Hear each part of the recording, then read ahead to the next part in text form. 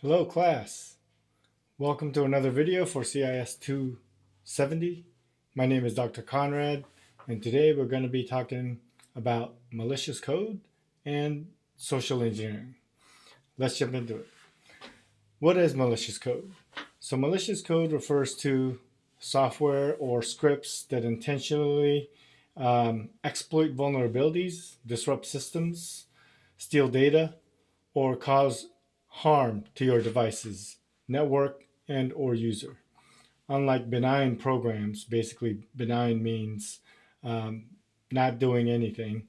Malicious code operates without the user's consent, often in covert ways. It can take many forms, including viruses, worms, ransomware, spyware, and Trojan horses. Our lecture documentation in your U Certified goes over these types of malicious softwares, but the delivery methods for the malicious code vary very widely, including putting it in email documents, web pages, and or exploiting vulnerable software. The economic and operational impact of malicious code is very severe. In 2023, the global cost of cybercrime, much of it is driven by malicious code, ransomware primarily, was estimated to exceed $8 trillion. Examples like WannaCry ransomware attack illustrate how single malware, malicious code, whatever you want to call it, can disrupt global systems, causing billions of dollars in losses and damages and affecting multiple industries, from healthcare to shipping, retail, finance, education. So let's go over them quickly. The different types. Viruses. Virus is a type of malware that attaches itself to a host or a program and spreads when an infected file is executed, otherwise known as detonated in the field. Example of this is the I love you virus. This was in 2000, spread through email attachments, causing over $10 billion of losses and damages by overwriting files and propagating rapidly across the network. Worms are a type of malicious software that replicate themselves and spread across networks without needing a host file. Basically, an example of this, and you can Google these examples as well. One called SQL Slammer. This was in 2003. It affected over 75,000 systems in 10 minutes. It's very quick, crippling banking networks and ATMs. The cost of this was downtime, of course, loss of service, and then ransomware. Ransomware is the most prevalent one. You've probably heard of many ransomware news companies having ransomware. One example is MGM from last year. If you visit Vegas, you're well aware of the MGM hotel and casino. They were impacted by this. So ransomware, basically, it's a malicious software that encrypts files on a victim system and demands payment for their release. An example of this was, as mentioned earlier, 2017 WannaCry ransomware. This affected over 200,000 computers worldwide, targeting organizations like UK's National Health Service. Total damages exceeded $4 billion globally. And then we have something called spyware. This collects information without the user's knowledge, often for financial gain. And then Trojan horses. These are widely known. A Trojan horse disguises itself as a legitimate application software to trick users into installing it. So if you're out there trying to install a new version of Chrome or Adobe Flash or Adobe Reader, and you download it from an unfamiliar source, uh, and you execute it on your laptop, and without you knowing it, it actually has malicious code in it and it installs in your computer. So again, this can cost organizations and yourselves, us, many hundreds of dollars, up to millions of dollars to recover from. The next topic is social engineering. I believe social engineering is the likeliest way a cyber attacker can get into our systems outside of having open vulnerabilities. The reason being is I believe that cybersecurity tools are getting much stronger, much better, and cyber attackers are having more of a hard time trying to get into our networks this way. And so, what do? They turn to the weakest link in the network, which is the human side of the computer. Well, the human side of the network, meaning us, the users. So, social engineering is a tactic used by cyber criminals to manipulate individuals into divulging confidential information such as login credentials, personal data, financial information. Unlike technical exploits, social engineering attacks rely on psychological manipulation and human error. And yes, we are prone to many human errors throughout the day.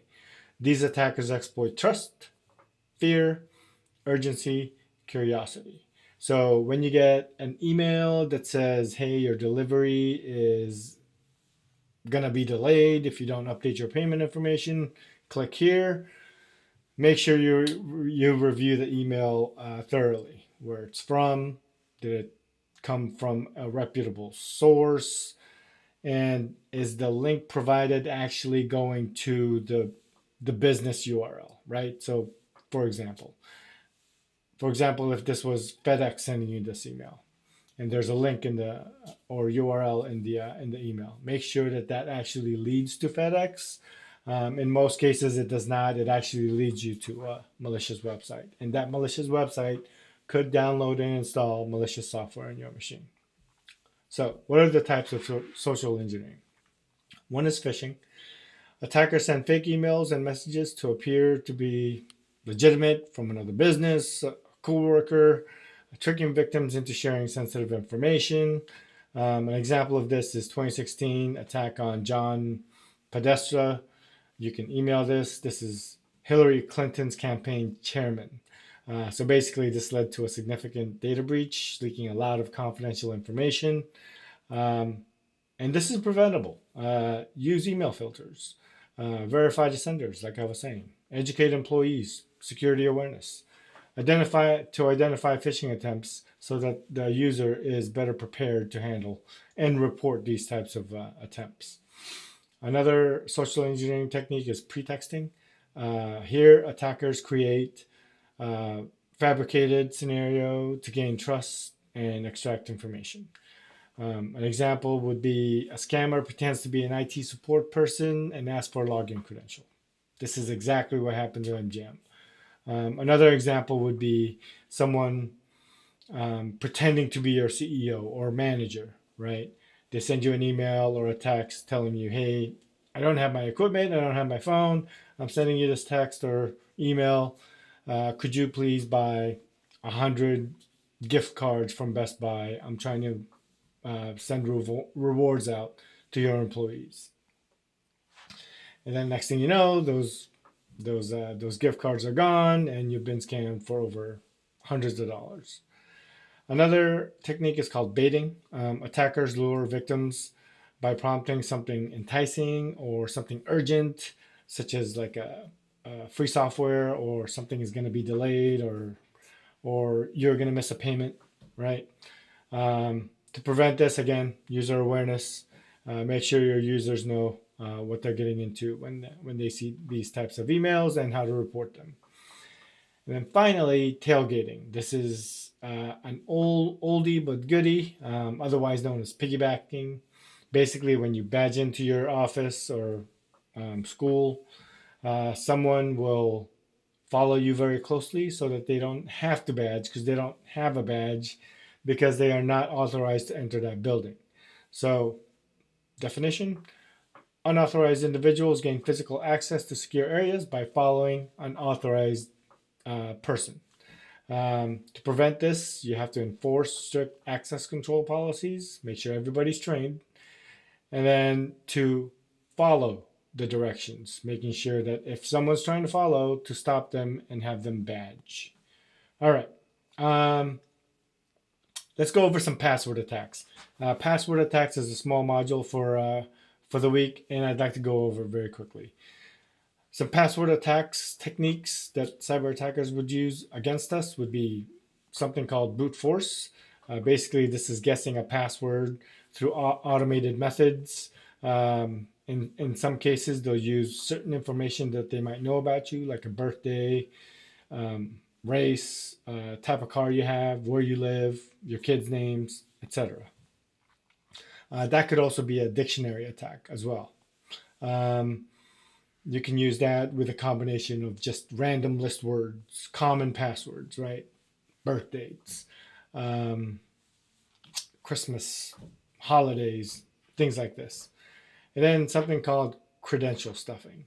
This is using stolen credentials from another breach. Basically, they're hoping that some of the previously stolen credentials might also be usable in your network. Basically, these are default username and passwords, things like this. Now, how do you prevent all this? Use strong passwords.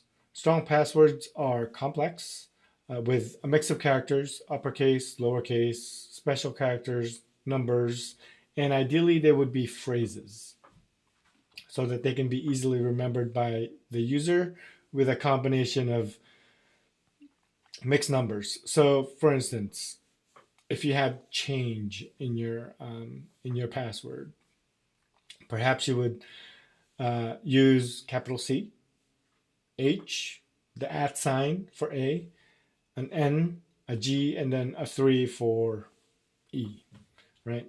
Just to make it a little more complex. And then make sure you're using password managers. Password managers help you store your credentials, because we have a lot of them, and securely, so that you don't have to write them down. Basically, writing them down on a post-it note or on an unencrypted document like Notepad on your desktop is insecure. Password managers are encrypted. You have to use a strong master password just to be able to get into it. And ideally, you would use multi-factor to get into your password manager as well. Anyway, I hope you all are having a good week and you enjoyed your 3-day weekend. This was a short micro lecture for your week 2 module. Have a good day.